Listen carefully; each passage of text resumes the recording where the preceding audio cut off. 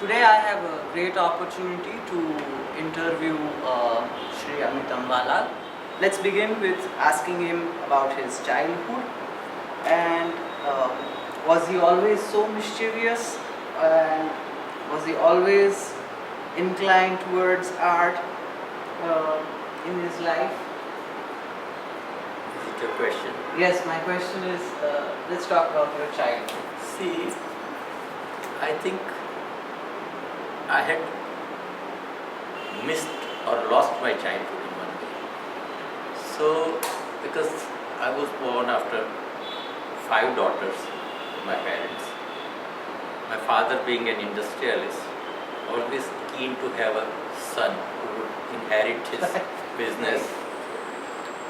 So, in a way, I was very precious, and he was too keen to groom me for a businessman. So right from the childhood, I should do this, I should not do this, I should kind of so many of controls. So I was sort of, my exterior was like an obedient child. From inside, I used to watch various things and enjoy kind of having fun from looking at things. But that was something that was going on inside me. Right.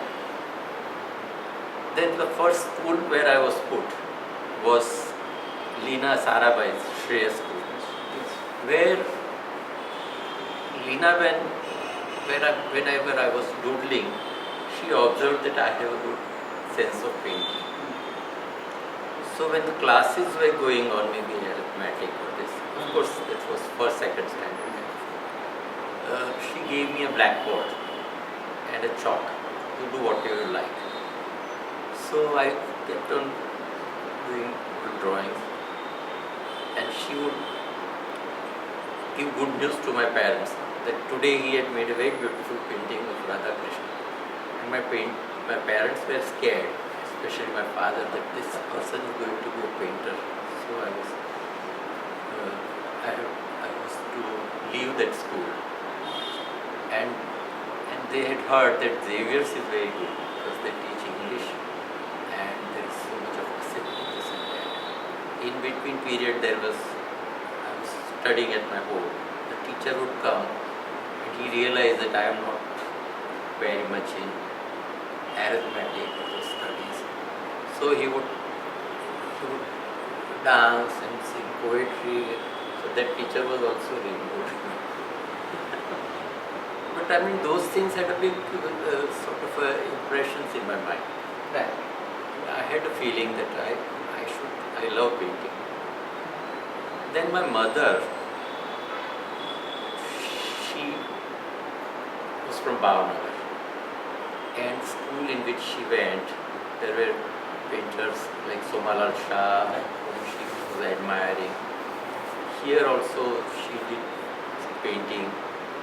And then little bit in later life, Khanjan Dalal, very renowned senior painter, Gandhian, came to teach her painting. I would sit beside her. And it was a kind of a license not to study painting because Khanjan was coming, my mother was working. And that was a great thing because Khanjan Dalal was a sort of a person who was a real guru. He would help me, but he would allow my things to come out in my own way, not what he was doing or what he was liking. He would take me to the bookshops and we would buy books by maybe at that time those great artists like Matisse, Picasso. And gradually even local artists like Biraji Sagra, Janak Patel, Balkrishna Patel, they would come and they would talk about the great artists of the West. Yes. Khanjan would also take me to various exhibitions and he would intentionally, for my benefit, talk to the artists, ask some questions. So that's how I was getting more and more involved in painting. And in my childhood, my grandfather and grandmother were living in the old part of the city because they didn't like this side because they were all born there, life. So that was a great thing. In the evening, my grandfather would sit with a hookah, and the neighbors would come and they would chit chat and stories about mythological stories, and that would go on. And I like things about miracles and all kind of stories. My grandmother would read Ramayana or Mahabharata. Whenever there was a painting, she would call me. There were Ravi Verma paintings. And there was a painting of Sita Bhumi Bhumi Pravesh. Pravesh, yes. And that was very exciting. I liked that whole thing of Sita entering the Yes. earth, and expressions of Rama and love and Yes.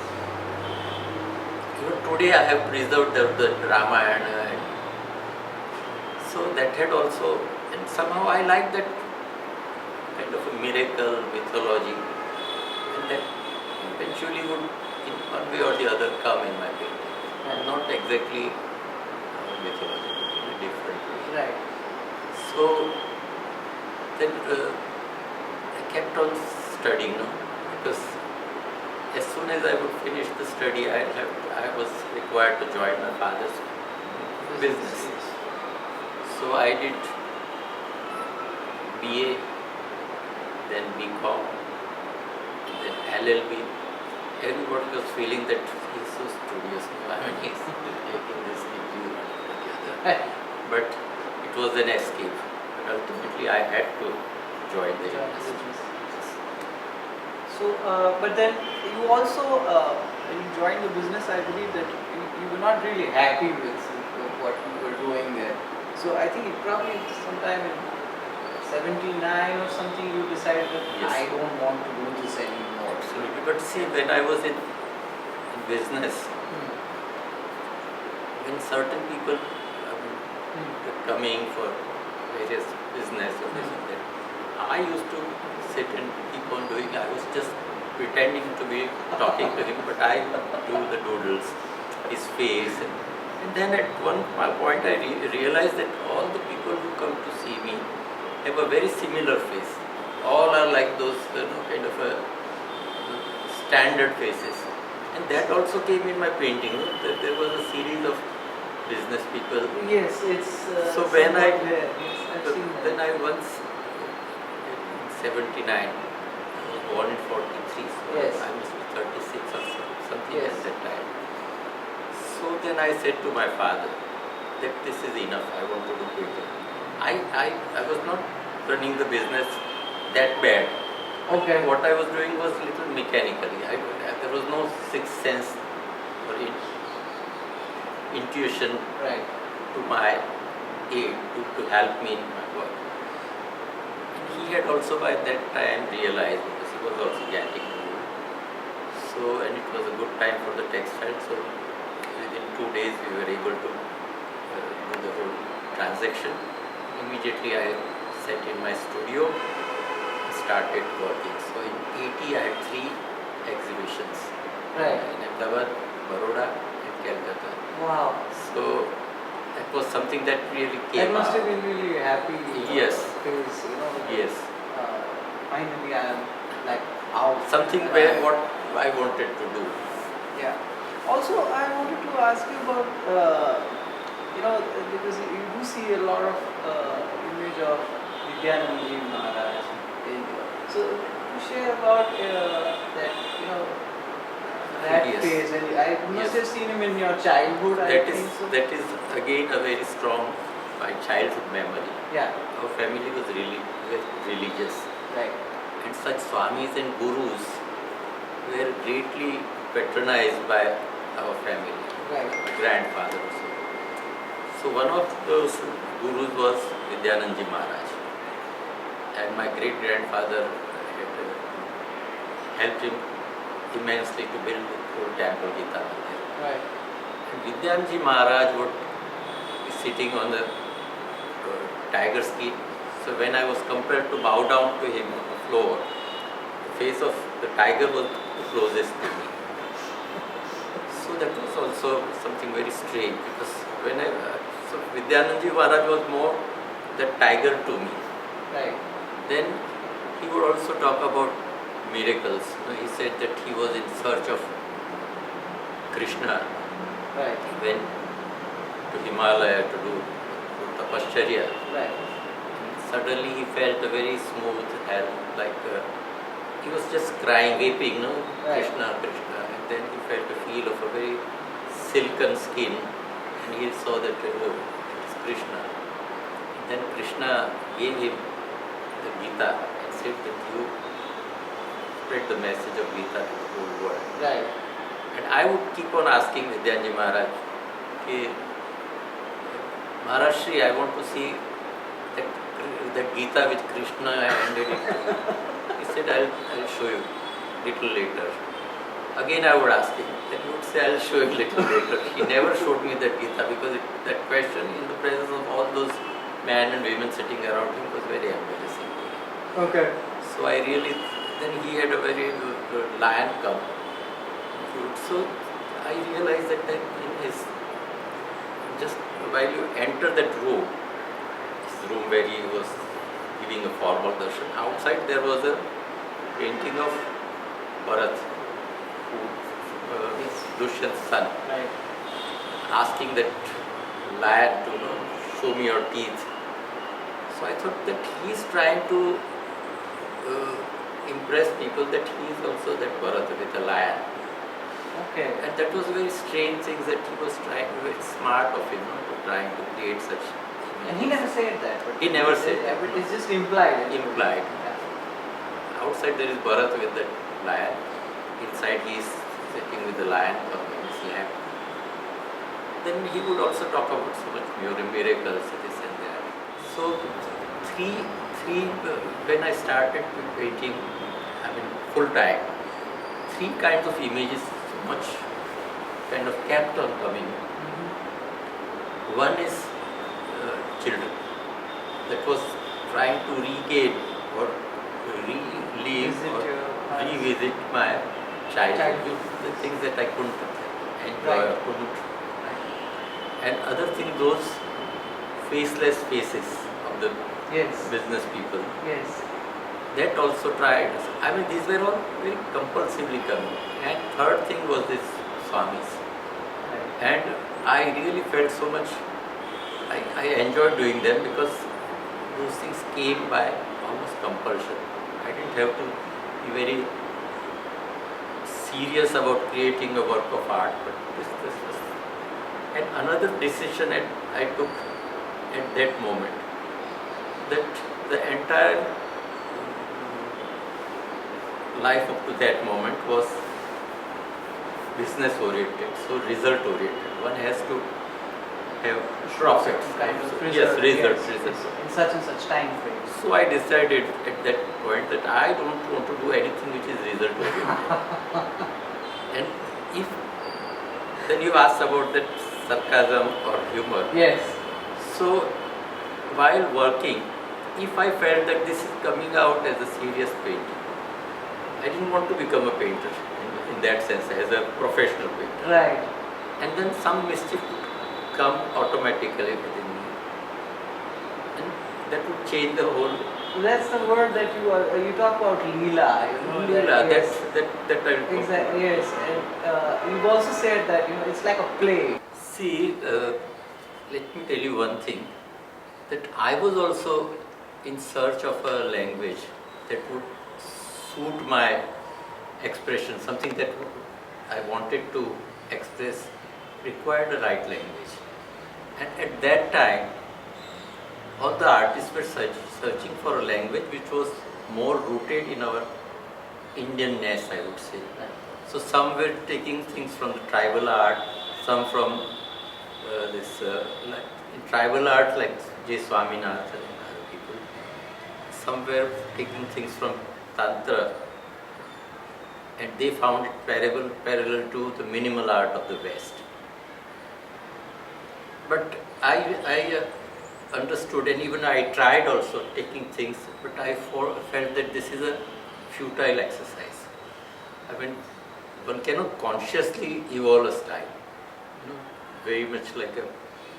Meanwhile, I came across a bunch of Nathdwara paintings, and I was quite fascinated by its simplicity of forms, very direct expression, and pure bright colors. I mean, that touched me. But then I would take these paintings too, because there were certain things which I couldn't understand, why this image of Srinathji is wearing different kind of ornaments, different kind of clothes. Is there any reason why there are pitchways shown behind Srinathji when there are so many cows and so many birds? So I would take these pitchways to the Goswamis or the pontiffs of the sect, and they would explain, no, that this color has this significance. See, this green, as green is the combination of blue and yellow, here blue symbolizes Krishna and yellow symbolizes golden hue of Radha. So this green is a kind of a meeting of Radha and Krishna.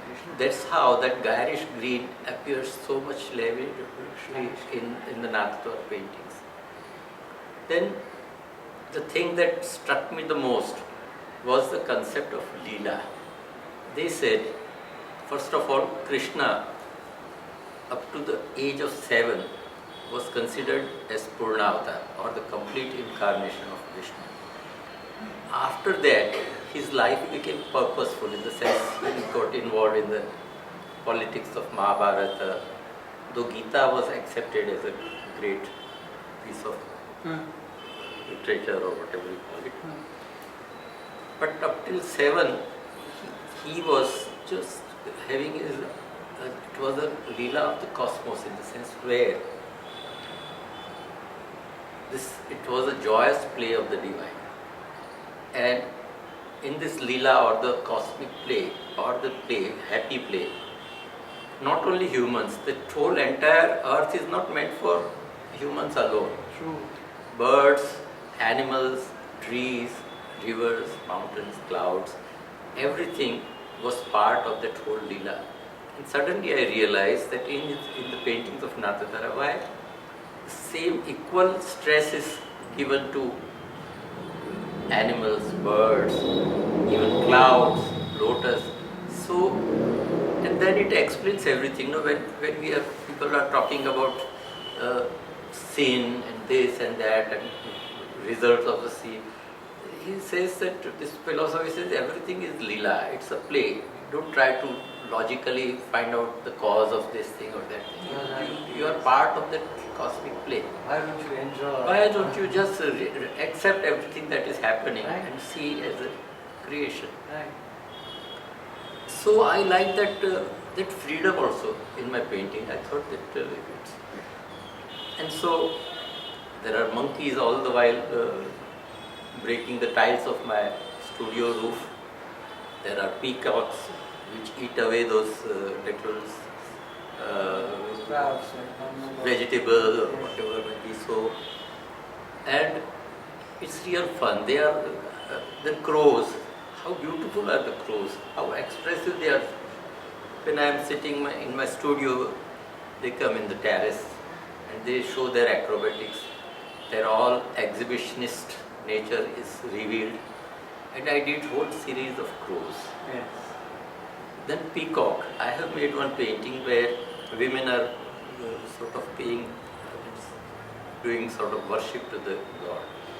But then peacock is passing by, giving it a kind of a message. Of course, it was not intended.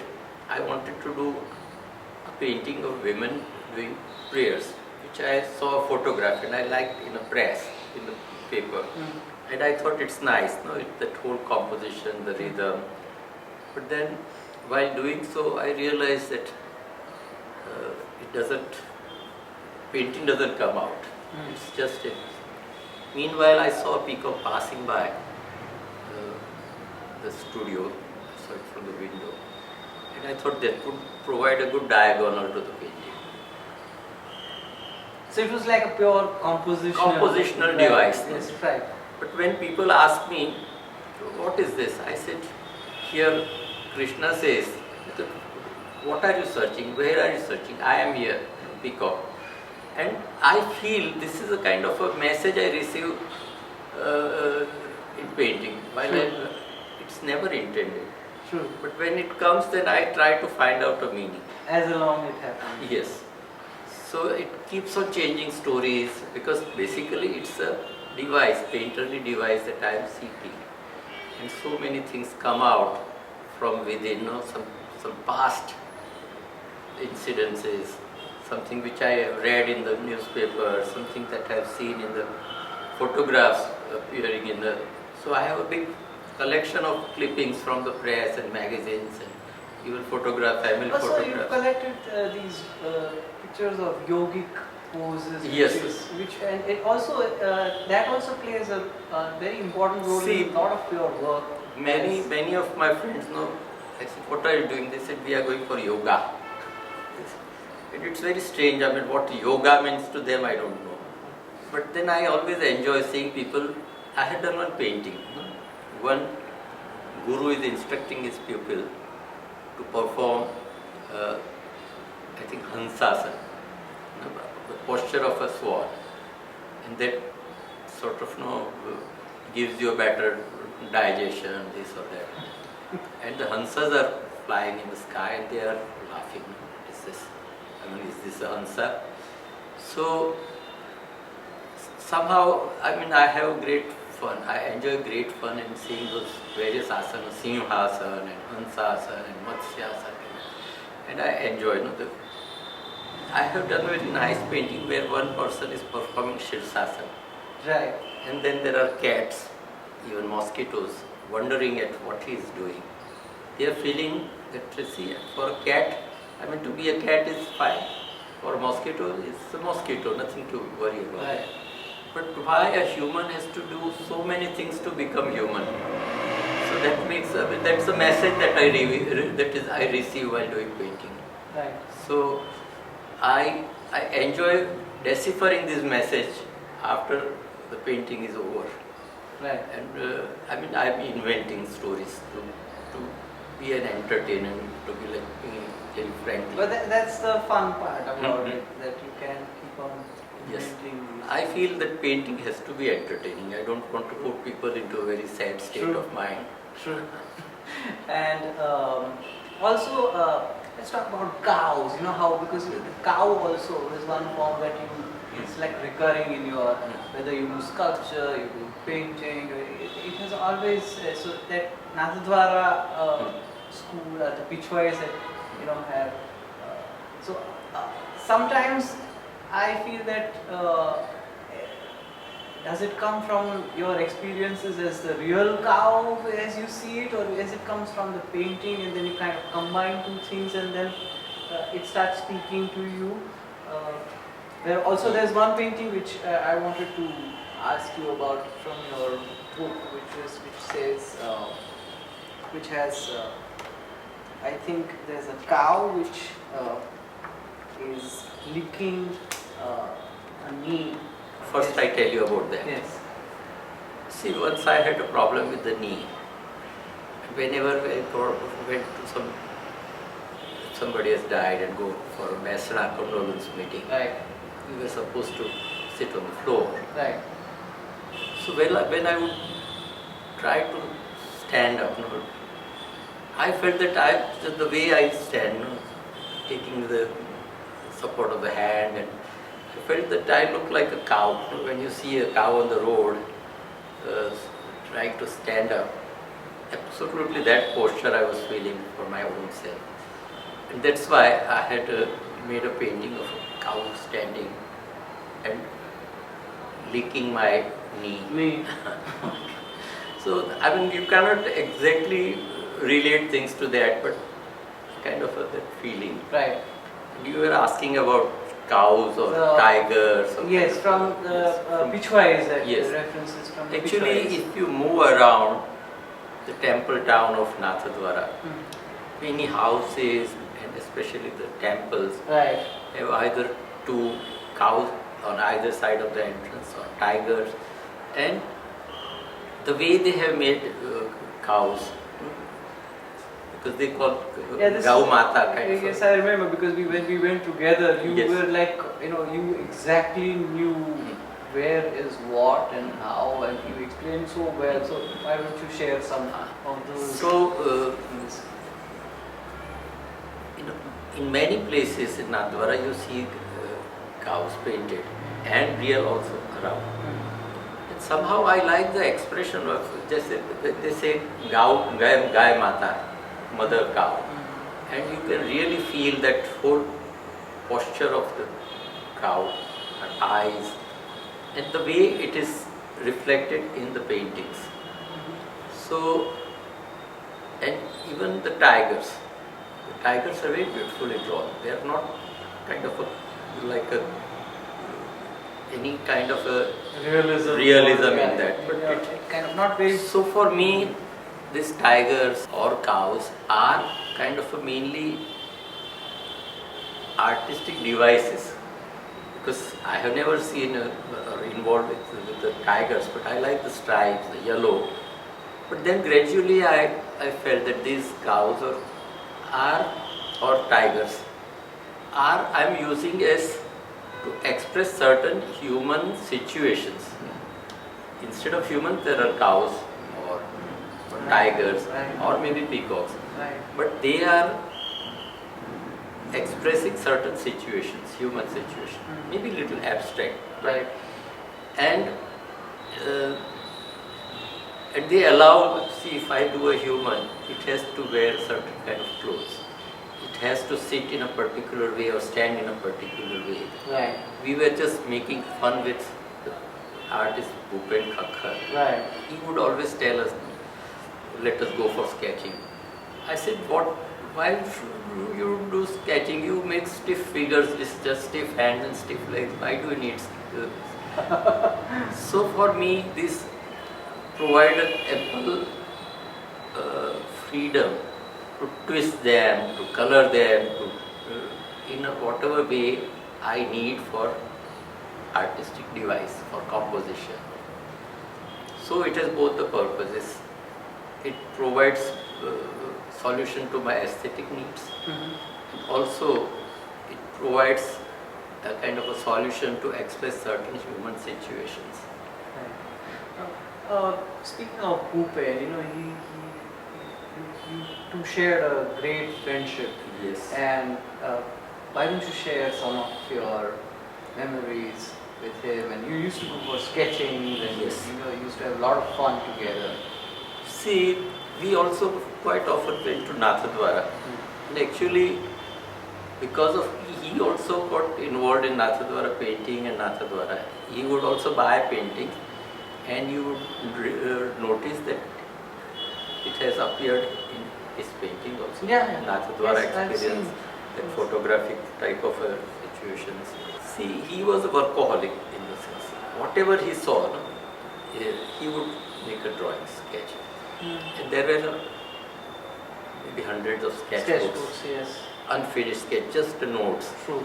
So whenever he would sit for a painting, he would open his sketchbooks and start with something, any sketch, and then things would come. But he had a great sense of observation. Even suppose you have come and you talk about our common friend, then that would come in his short stories. Like we had a friend who was a scientist, coming from a very noble family of Ahmedabad. And all the while he would, whenever we meet, he would say that I am working on this research. Next time after a month he would say, no, I am not anymore in that, but I am doing this. And so Bhupen wrote a story, Magan Bai no Gundar, the glue of Magan Bai. Yes.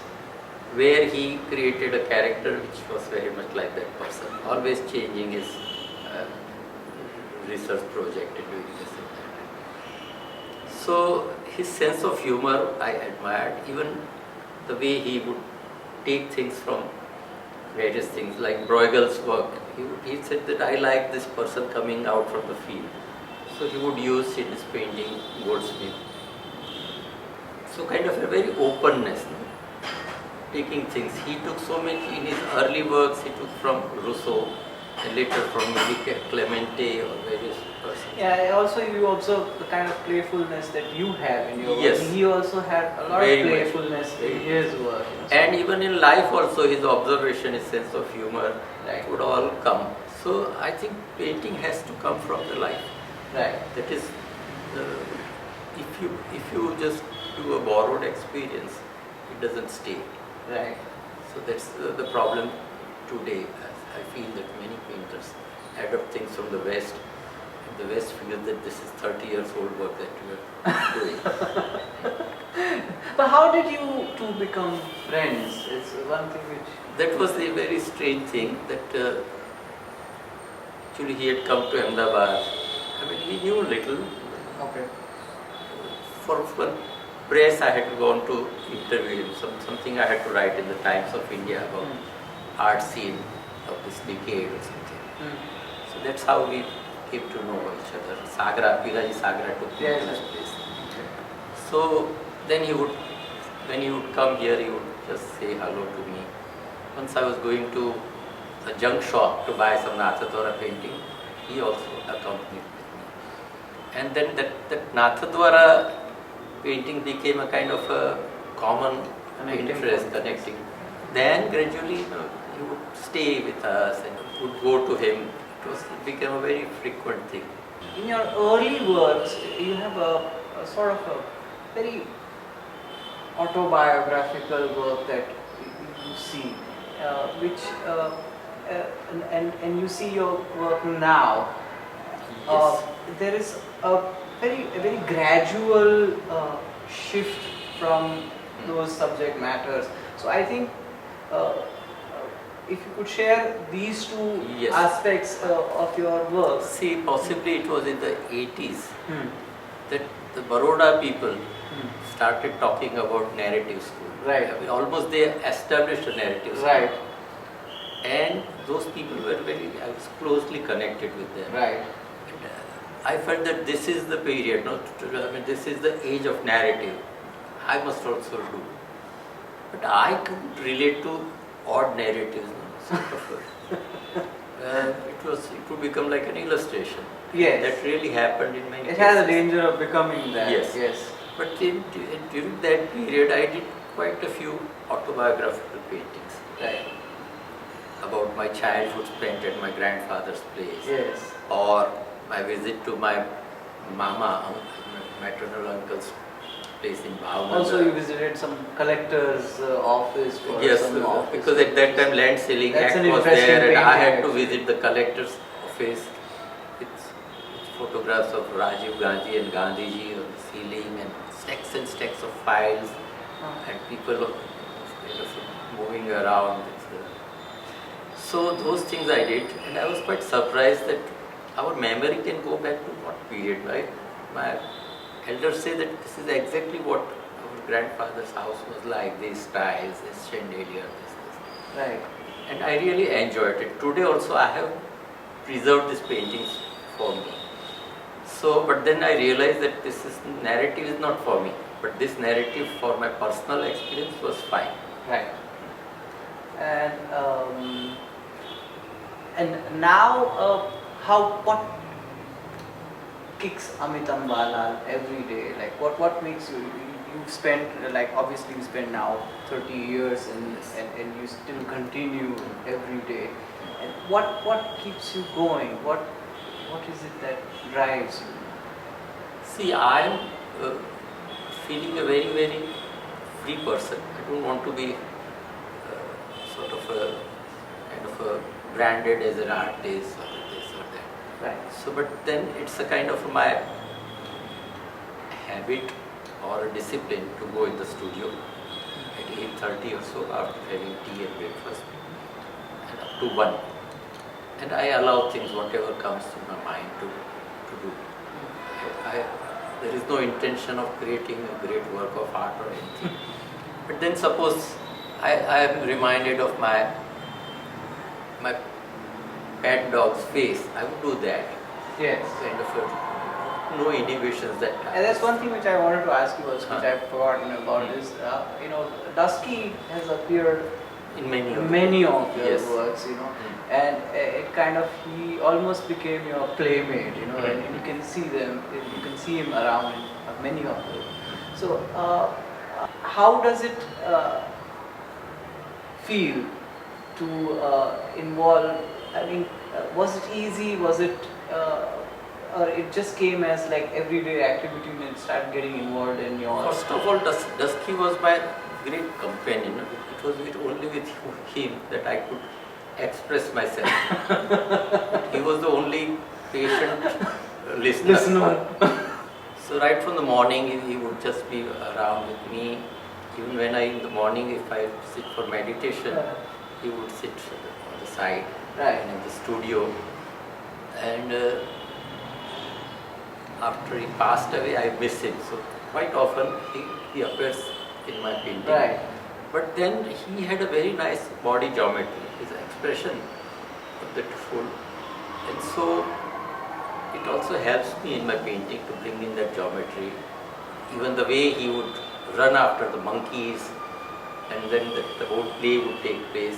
Still it appears in my painting, the monkey. That rhythm kind of has yes. stayed in you. So at this moment I would like to narrate, I mean you asked me about Bhupen. Right. But then I can talk to you about Hussain. Like Why not? Yes, I would love to hear. So, I mean, he knew me a little. I knew him greatly because he was the great Hussain. Right. So once my show was going on in Bombay at Kemol, and he visited. For the first time he saw my paintings. Right. And he greatly admired and said he's a great painter. So Shirin Gadi immediately rang me up, said, come to the gallery, and he really gave a great tribute to your work and this and that. And then next there was a show at Anil Relia's gallery, and at that time also Hussain had come. And he advised Anil Relia to buy all the paintings. These are great works of art. Buy. Then we became quite friendly. Whenever he would come. Oh, so before that he didn't buy, he bought it when Hussain said it. I don't know, but I don't know whether he bought some more paintings or not. But then, whenever he was in the town, maybe if my show was in Delhi or Bombay, he would, if he was there, he would come. So once he had come to a show, he didn't speak anything. I said, Hussain साहब कैसा लगा? He said, तू बहुत सोचता है. You think too much. Better allow things to come. And that was a great hint. And another thing, K.G. Subramanian, whom I call Mani Sahib. Yes. Everybody calls him. Yes. So he also is quite friendly with me or whatever. I greatly admire and respect him. So once I asked him, Mani Sahib, when you start your work, you are in front of the canvas and you take the brush. What is in your mind at that moment? He said, I loosen my screw. मैं screw loose कर देता हूँ. That also was a great hint to me. So allow things to come, and then only. I mean, you get. Even with Bhupen, we had a lot of chit chat about this. That moment of magic. I mean, whatever you will do, Right. the work doesn't come. Right. And then suddenly, when the creator wants us to really perspire a lot. Right. And suddenly there is a moment of magic. Something comes in, and then you say, painting ban gaya. So this moment of magic is something for which I strive, for which I do painting.